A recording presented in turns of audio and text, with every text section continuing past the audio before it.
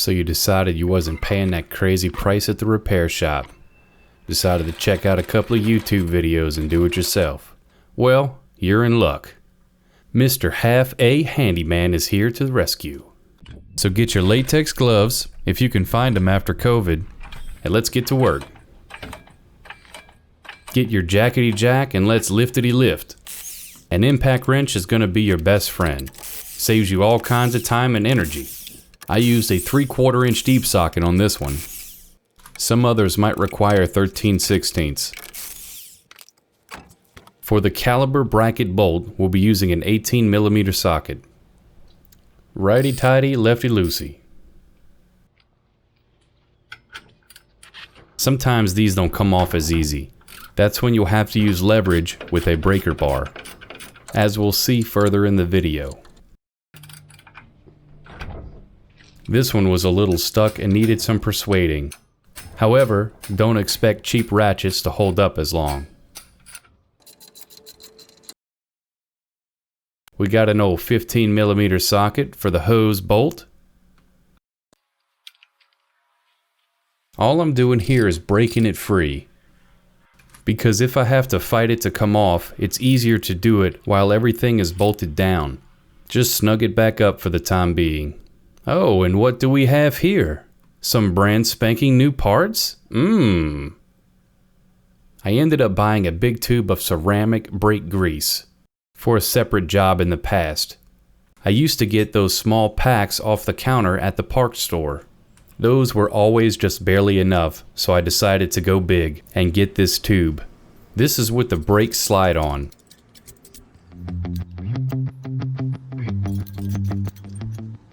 Make sure you put them in there correctly.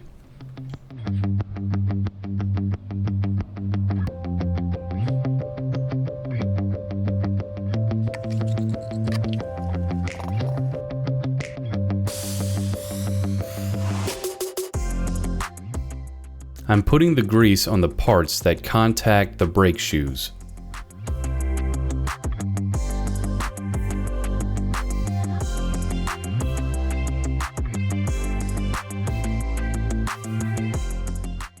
These washers are made out of a soft material and are meant to be crushed and act like a gasket. When we put them on the brake hose bolt, we need to make sure they are clean. But for now, let's get this old caliper off.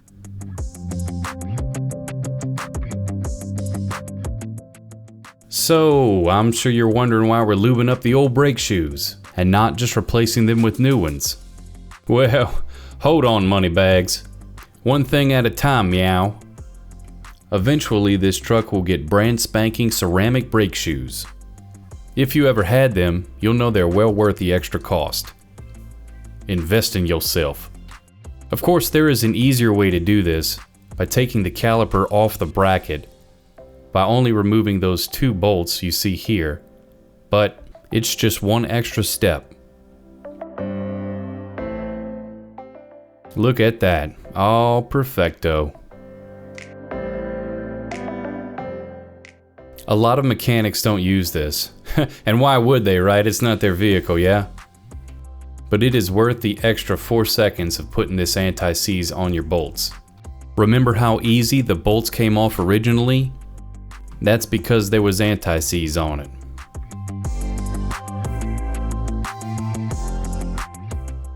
All we're doing is snugging it up here. Bring it in hand tight, and then snug it with the ratchet. Now it's time to put some leverage on it with this breaker bar.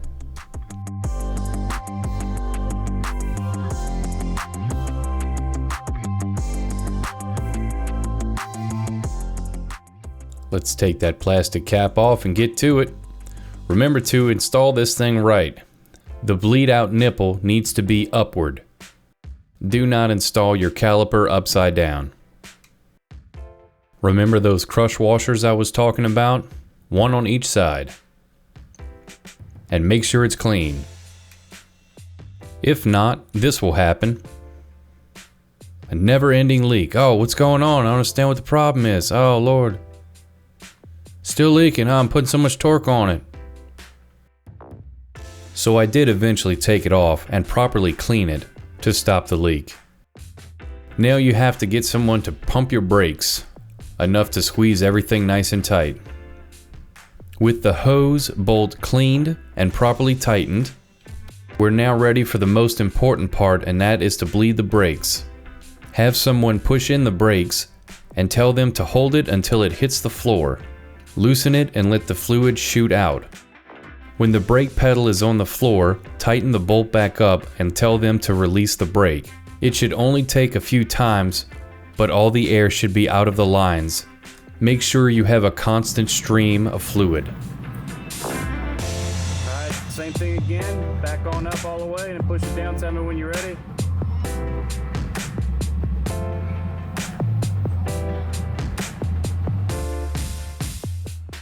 Alright, let's put a little dabby-do of anti-seize on the studs, and let's get this tire on the hub. Do yourself a favor and pre-thread these lugs by hand. Also notice that I've pushed the tire on the hub and am holding it level with my foot. All we're doing here is bringing the lugs in to make sure the tire is properly fitted to the hub. Now it's time to put some torque on it. Notice how I'm going in a star fashion. I'll do that a couple times. Right across from each other. And we're done. This here is the other rear caliper. We'll scoot through this side a little quicker since you've already gained some sweet skills on the other side. Just wanted to give you a different angle.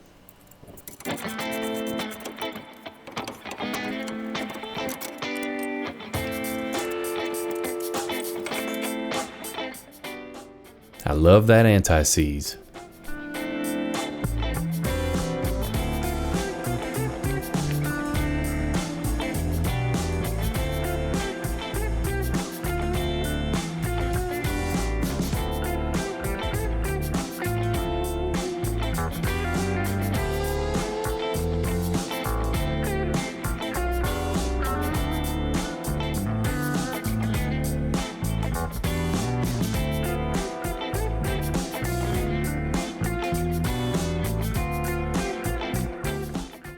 Again, we have someone pump the brakes to make everything snug.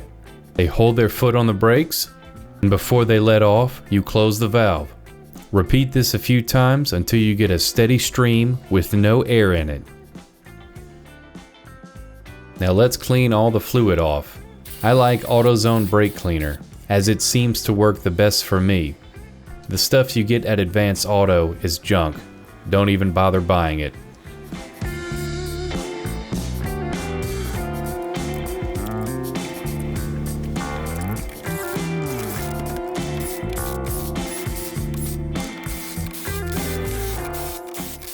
Alright, now let's tackle the front. This bolt hasn't been removed since they built the truck. There was a lot of stuff caked on the head of the bolt. Sometimes you have to use surgical tools like this screwdriver and pair of pliers. That 18mm socket doesn't work on the front brakes. We'll have to use something a little larger. These bolts were really snug. Luckily, they were no match for me and the breaker bar.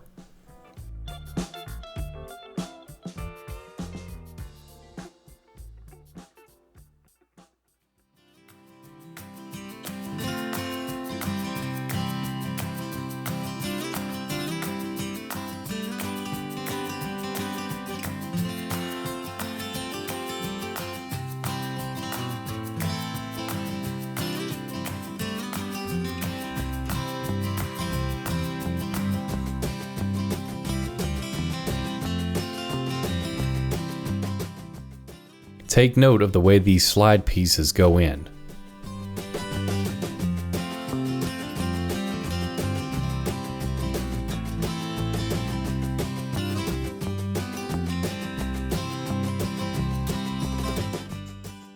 You want to put the grease on all the contact points.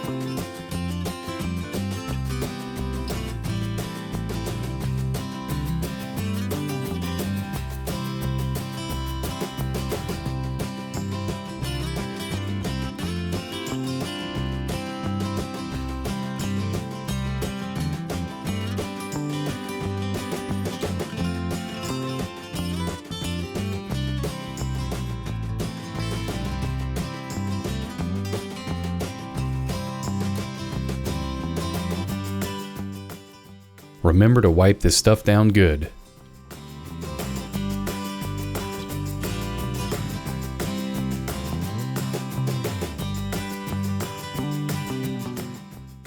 Crush washer. And the second crush washer.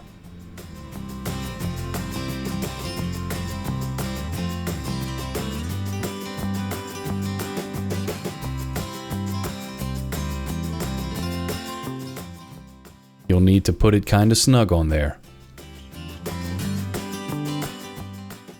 Have someone pump the brakes to tighten everything up. Now take that rubber piece off the nipple.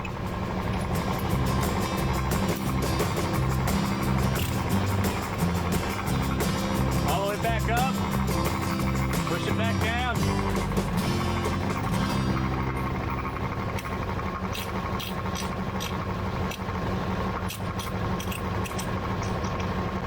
Okay, all the way back up. Push it back down.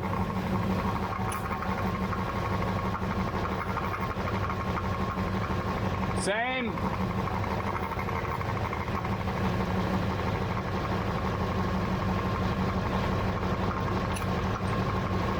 And do it again.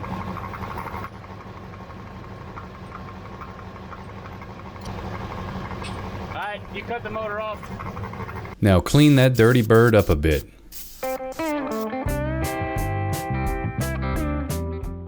Alright, well you pretty much know the rest of the procedure. The other front caliper is the same.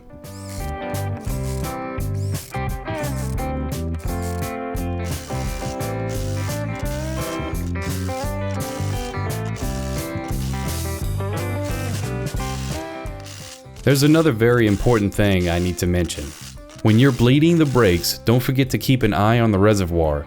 You do not want to let this go dry. If that happens, you'll have to bleed the master cylinder, because air will have gotten in there. Alright, well that's all folks. I'll see you guys in the next one.